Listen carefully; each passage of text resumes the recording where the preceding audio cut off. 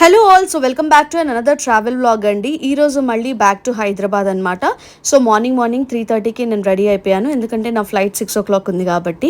నా రూమ్మేట్కి ఫ్లైట్ కొంచెం లేట్గా ఉందండి, బికాస్ తను డిఫరెంట్ ప్లేస్ నుంచి కాబట్టి. తనకి 7 o'clock, తనకి 7 తర్వాత ఫ్లైట్ ఉంది కాబట్టి తను లీజర్గా బయలుదేరింది అనమాట. సో ఫస్ట్ నేను బయలుదేరిపోయాను. నేను ఇప్పుడు ఎయిర్పోర్ట్ కల్లా స్టార్ట్ అయిపోయానండి. నేను స్టార్ట్ అయ్యే వరకు 3:45 అలా టైం అయిపోయింది. సో కొంచెం దగ్గర ఎయిర్పోర్ట్ ఉన్న స్టే నుంచి, బట్ స్టిల్ కొంచెం తొందరగా బయలుదేరితే బెటర్ అని చెప్పేసి బయలుదేరాను అనమాట. వీళ్ళు మా కొలీగ్సే అనమాట. సో ఇప్పుడు నేను స్టార్ట్ అవుతున్నాను ఎయిర్పోర్ట్కి. సో ముంబై రోడ్స్ అన్ని చాలా ఖాళీగా ఉంటాయి అనుకున్నాను, బట్ అలా ఏం లేదండి. పొద్దున కూడా మనుషులు రెగ్యులర్గా నార్మల్గానే తిరుగుతున్నారు. నేను రీచ్ అయిపోయాను ఎయిర్పోర్ట్ కండి 4:15 వరకల్లా అంతా నేను ఎయిర్పోర్ట్కి రీచ్ అయిపోయి బోర్డింగ్ పాస్ తీసేసుకున్నాను అనమాట.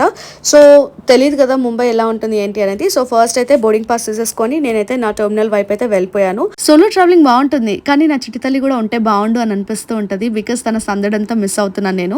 సో ఇక్కడ నాకు మిడిల్ సీట్ వచ్చిందండి, విండో సీట్ రాలేదు. సో అంతగా ఏం క్యాప్చర్ చేయలేదు. సో బేసిక్ గా కొంచెం సన్ రైజ్ అయితే నేను క్యాప్చర్ చేశాను చూడండి. సో ఫ్లైట్ లో మనకి ఎయిర్ ఇండియాలో మనకి మార్నింగ్ బ్రేక్ఫాస్ట్ కూడా ప్రొవైడ్ చేస్తారండి, సో కాంప్లిమెంటరీగా. సో ఇక్కడ నాకు వచ్చేసి నేను బ్రేక్ఫాస్ట్ అనేది తినేసాను ఫ్లైట్ లోనే. టేస్ట్ అయితే బాగానే ఉండింది, అంత బ్యాడ్ గా అయితే ఏం లేదు. ఒక 8 రేటింగ్ ఇచ్చుకోవచ్చు అనమాట. సో ఫైనల్లీ నేను 7:15 వరకు అయితే రీచ్ అయిపోయాను. This is all about my official trip to Mumbai అండి. See you again in the next video.